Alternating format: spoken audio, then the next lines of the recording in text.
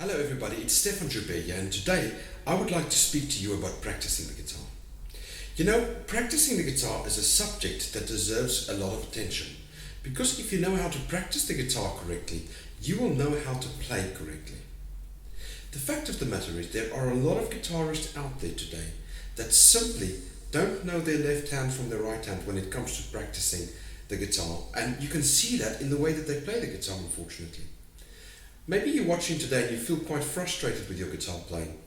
I would bet that most probably your biggest mistake lies in the area of how you practice, and what you feed yourself upon.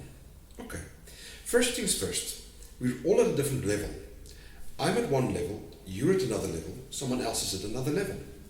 When I practice the guitar, I certainly practice it in a different way than you do. Why is that so? Because I don't need to learn all the scales, the modes, the arpeggios. I don't need to do all that stuff because I can already do that. Sure, there's aspects that I can improve, and I'm always striving to improve aspects of guitar playing. I'm not saying I've got it all made, but what I'll tell you is I know all that stuff.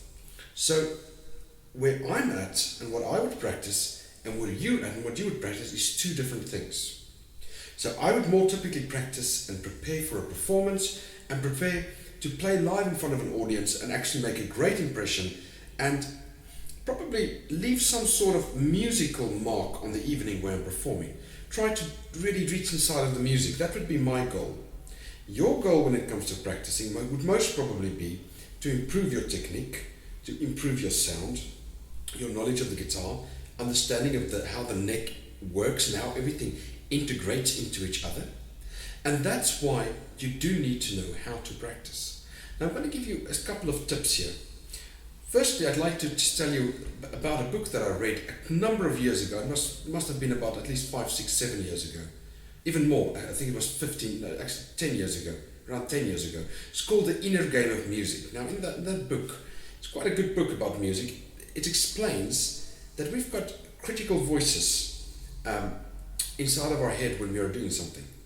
Like, for example, if you're performing or you're playing in front of an audience, you might have a voice inside of your head that says, you know what, you're not playing well tonight.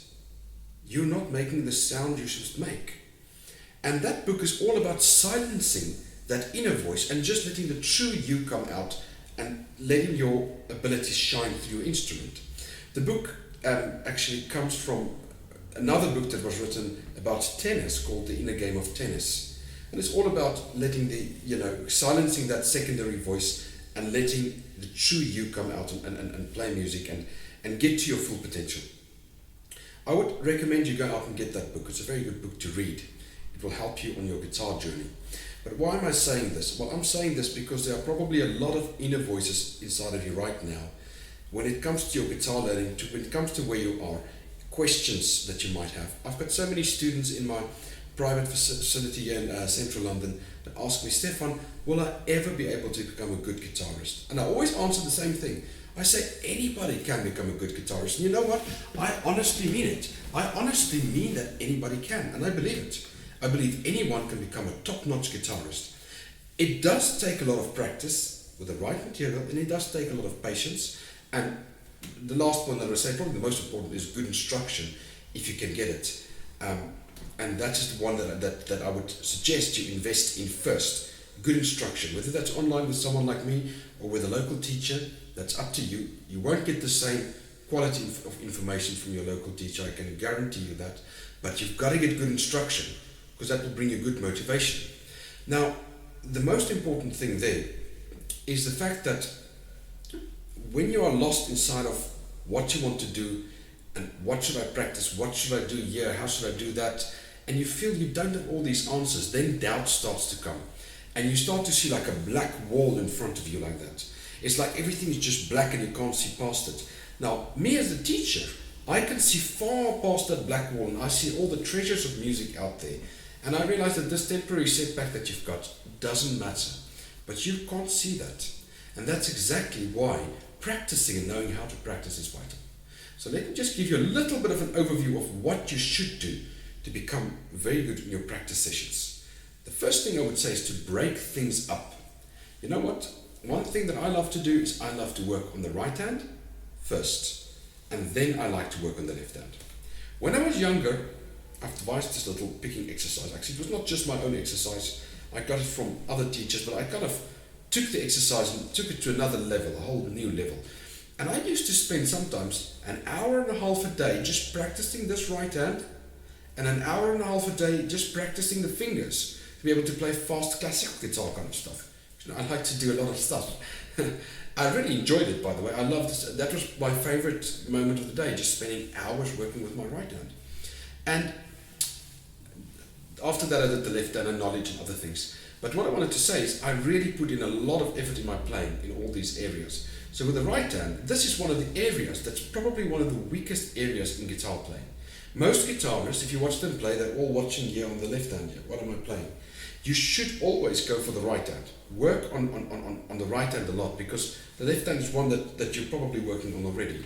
But let me just make it a little bit shorter now. So the right hand technique is one part, the left hand technique is another thing. Then guitar knowledge. Now guitar knowledge is chords, arpeggios, and how they interact, how you can superimpose them, how you can twist and turn them to use them to your advantage. Whether you're playing blues, rock, jazz, metal, classical, even if you're playing classical guitar, you should understand how to improvise in the classical style. Okay, so chords, arpeggios, we've got our scales, we've got knowledge of different strumming techniques, we've got knowledge of different picking techniques, different ways of putting and joining chords together, syncopation. Of course, when you're playing jazz, you're doing comping. When you're playing rock guitar, you're doing more of a kind of palm-mutes and 16th notes and other stuff. So all of that stuff, the guitar knowledge, get that worked out and spend time on that. After that, I would say repertoire is good. To have a couple of songs that you're working on. Maybe it's some of it could be original, some of it could be compositions by famous artists. It could be classical compositions, jazz, rock. It could be a Jimi Hendrix song. Work on a composition and analyze the composition and practice the composition. Then we've got so much more to work on. We've got harmony, we've got theory, we've got ear training, band skills, composition, and a whole lot more. It just grows and grows and grows and grows and grows and grows and grows. How do you manage all of that? Well, you've got to have a practice schedule. And in your practice schedule, you've got to assign certain chunks of time to each essential element. But this is where a very, very important point comes. You cannot just go out and assign time slots, okay? That's not wise. You've got to know what your goal is and where you are today and where you want to go. So for example, if you're an absolute beginner just starting, maybe your goal is just to strum a few chords, and that's a formidable goal. If you're an intermediate player, perhaps your goal is to start memorizing all the minor arpeggios across the neck, all 5 positions of the guitar. Formidable goal. That's the knowledge goal. But you have to have a right hand picking technique goal. You have to have a left hand goal. Okay? You need to have a repertoire and a goal. You need to understand some harmony, some ear training, all those facilities. So my advice to you is draw up a little practice schedule with pertinent little blocks of subjects and work with your practice schedule. But here comes another point that I also find quite important. You've got to mix it with a creative mind. So don't just practice rigidly. Sometimes I'd like you to just take your time and have fun with the guitar and discover new things, because you know what? Sometimes when you go for the unconventional route and you start playing stuff that you wouldn't usually play, that's when you will really develop and go to a higher level. So don't always stick to a rigid practice schedule. Sometimes go for a more creative schedule. So my advice is 65% rigid, military, precision, Swiss watch precision practice schedule, and then 35% creative. Okay, that's all I've got to say for today for the practice schedule and for practicing. And I just want to encourage you that the most important thing is, if you don't have the courage to practice and you struggle to practice, get great education. Get motivated. If you are motivated, you'll start practicing. And if this video motivated you, why don't you go out right now and memorize all those minor arpeggios across the neck, the major arpeggios. Just go and do it. You know what? The guitar is not endless. If you know the minors across the neck, you know them. If you know the majors across the neck, you know them. You can conquer this instrument, but you just got to go for it.